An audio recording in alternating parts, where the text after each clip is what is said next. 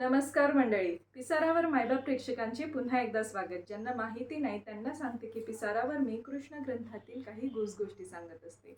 होय, आज मी तुम्हाला आणखी एका रोचक कथेत रमवणार आहे. पण त्याआधी ज्यांनी माझ्या चॅनलला सबस्क्राईब केलेले नाहीये त्यांनी प्लीज माझं चॅनल आधी सबस्क्राईब करून घ्या. सुरुवात करूयात. तर एकदा सकाळची वेळ टळली आणि गोपपालकांना अतिशय भूक लागली. त्यांनी न्याहारीचे जेवण केले नव्हते. ते क्षुधार्थ बालक सरळ श्रीकृष्ण आणि बलरामांकडे गेले आणि त्यांना म्हणाले, प्रिय श्रीकृष्ण आणि बलराम, तुम्ही दोघे फारच बलवान आहात. तुम्ही खरेच कितीही असुरांना ठार मारू शकता. असो, आज आम्ही भुकेने व्याकुळ झाले आहोत आणि आम्हाला खूपच त्रास होत आहे. कृपया आमची भूक भागवण्याची काहीतरी व्यवस्था करा. आपल्या मित्रांची विनंती ऐकून श्रीकृष्ण बलरामांनी तेथे जवळ यज्ञ संपन्न करणाऱ्या ब्राह्मणांच्या विशिष्ट पत्न्यांवर कृपा करण्याची योजना केली. या याज्ञिक ब्राह्मणांच्या पत्न्या भगवंतांच्या थोर भक्त होत्या आणि श्रीकृष्णांनी या निमित्ताने त्यांच्यावर कृपा करण्याची संधी घेतली. ते म्हणाले, प्रिय मित्रांनो, जवळच याज्ञिक ब्राह्मणांची निवासस्थाने आहेत. तुम्ही तेथे जा. ते स्वर्गात उन्नती व्हावी या कामनाने अंगिरस नावाचा यज्ञ करीत आहेत. कृपया तुम्ही सगळेजण त्यांच्याकडे जा. नंतर श्रीकृष्णांनी त्यांना सावधान केले. हे ब्राह्मण वैष्णव नाहीत. ते कृष्ण बलराम अशी आमची दिव्य नामे देखील उच्चारू शकत नाहीत. ते वेदमंत्रांचे उच्चारण करण्यात मग्न आहेत. अर्थात वैदिक ज्ञानाचा उद्देश माझा शोध करणे हाच आहे, परंतु तितके ते प्रगत नाहीत. त्यांना श्रीकृष्ण बलराम नामांचे आकर्षण नसल्यामुळे माझ्या नावाने त्यांच्याकडे कशाचीही याचना करणे योग्य राहणार नाही. तुम्ही बलरामांच्या नावाने काही दान मागितले तर बरे होईल. पूर्ण पुरुषोत्तम भगवंतांची आज्ञा मिळतात सर्व गोपबालक त्या याज्ञिक ब्राह्मणांकडे गेले आणि काही दान मागू लागले. त्यांच्याकडे जाऊन त्यांनी हात जोडून त्यांना साष्टांग दंडवत केला आणि म्हणाले, भूदेव हो, आमची विनंती ऐका. आम्हाला श्रीकृष्ण आणि बलरामांनी आज्ञा करून इकडे पाठवले आहे. तुम्ही त्या दोघांनाही चांगलेच ओळखता असे आम्हाला वाटते. आम्ही तुमचे सद्भाग्य चिंतितो. कृष्ण आणि बलराम येथे जवळपास गायी चरतात आणि आम्ही त्यांच्या सोबतच आहोत. तुम्ही ब्राह्मण आहात, सर्व धार्मिक तत्वांचे जाणते आहात. तुम्हाला काही दान द्यावेसे वाटत असेल तर आम्हाला खाण्यासाठी द्या. आम्ही सर्वजण श्रीकृष्ण आणि बलरामांसोबत भोजन करू. तुम्ही मानव समाजातील सन्माननीय ब्राह्मण आहात आणि तुम्हाला धर्म कर्म प्रक्रियांच्या सर्व तत्वांचे ज्ञान आहेच. ते गोप बालक पुढे म्हणाले, श्रीकृष्ण आणि बलराम या रूपाने भगवान विष्णू वाट पाहत आहेत आणि तुमच्याजवळ जे काही अन्न असेल ते आमच्याकडे द्या. त्यांनी ब्राह्मणांना अन्न कधी स्वीकारावे आणि कधी स्वीकारू नये याचेही स्पष्टीकरण करून सांगितले.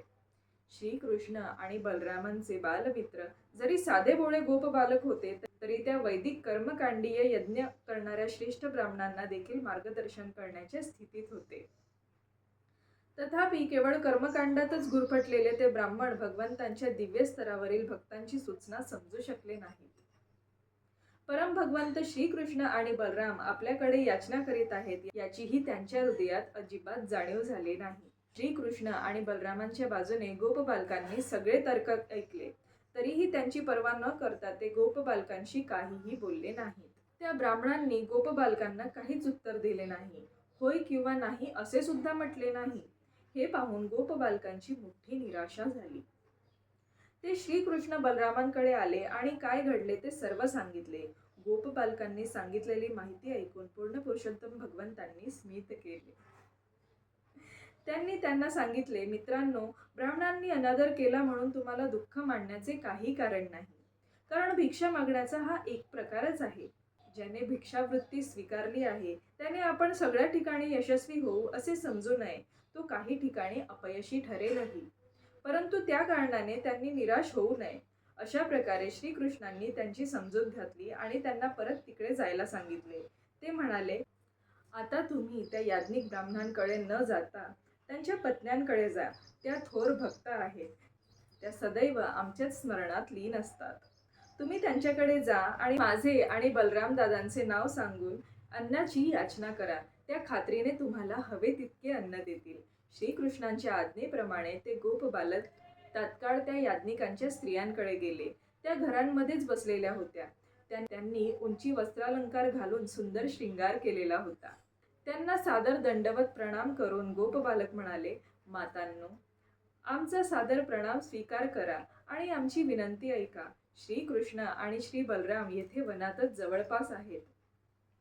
ते गायींना घेऊन चालण्याकरिता येथे आलेले आहेत आणि आम्ही त्यांच्याच सांगण्यावरून तुमच्याकडे आलो आहोत.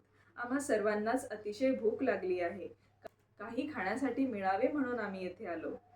कृपया आमच्या जवळ काही अन्न द्या, म्हणजे श्रीकृष्ण बलराम भोजन करतील आणि त्यांच्याबरोबर आम्हीही आमची भूक भागवू.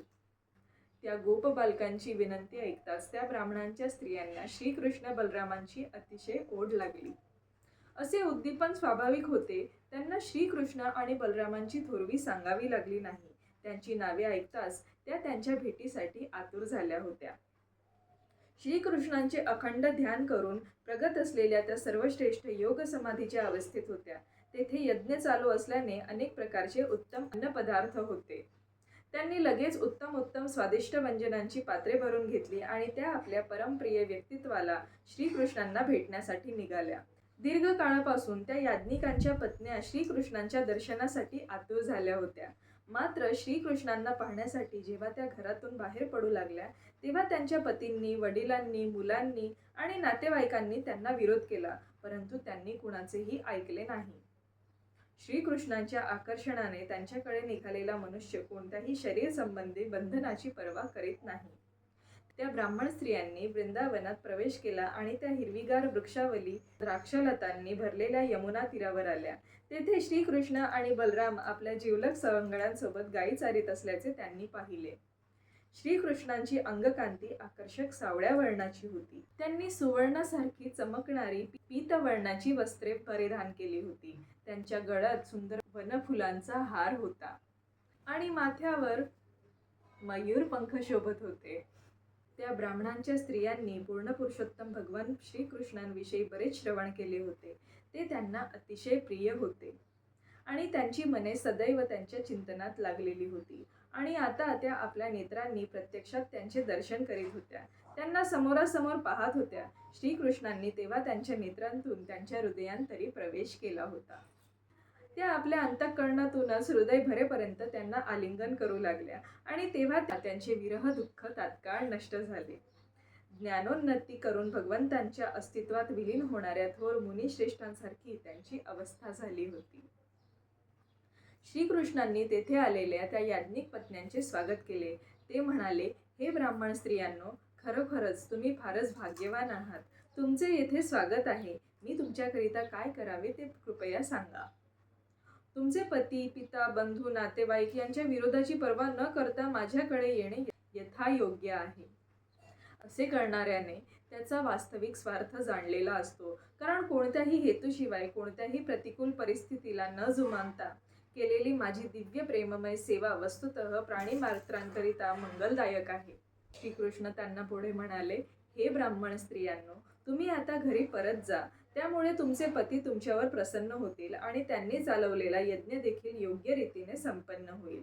अखेर तुमचे पती गृहस्थाश्रमी आहेत आणि तुमच्या मदतीशिवाय त्यांनी आपली धर्मकर्मे करणे कसे शक्य आहे?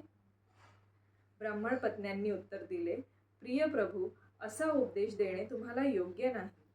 तुम्ही तुमच्या भक्तांचे सदैव संरक्षण कराल असे तुमचे शाश्वत वचन आहे आणि तुम्ही आता ते पूर्ण करायलाच हवे. तुमच्याकडे येऊन जो तुम्हाला शरणागत होतो तो भौतिक अस्तित्वातील बद्ध जीवनात कधीही परत जात नाही. तुम्ही आता तुमच्या प्रतिज्ञेचे पालन कराल अशी आम्हाला अपेक्षा आहे. आम्ही तुळशीपत्रांनी सुशोभित तुमच्या चरण कमळांशी आश्रय घेतला आहे आणि आता तुमच्या चरण कमळांचा आश्रय सोडून तथाकथित नातेसंबंधी, बांधव, समाज यांच्या संगतीत परत जाण्याची आम्हाला मुळीच इच्छा नाही. आणि घरी परत जाऊन काय होणार?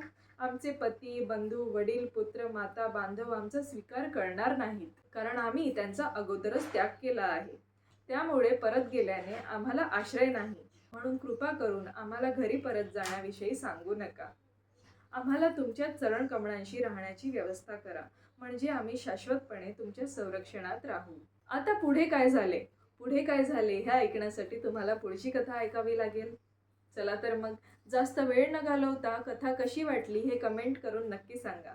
तसेच व्हिडिओ आवडल्यास लाईक, चॅनलला सबस्क्राईब आणि शेअर करायला विसरू नका. तोवर मला आज्ञा द्या. कृष्णाची कृपा सदैव तुमच्यावर राहो.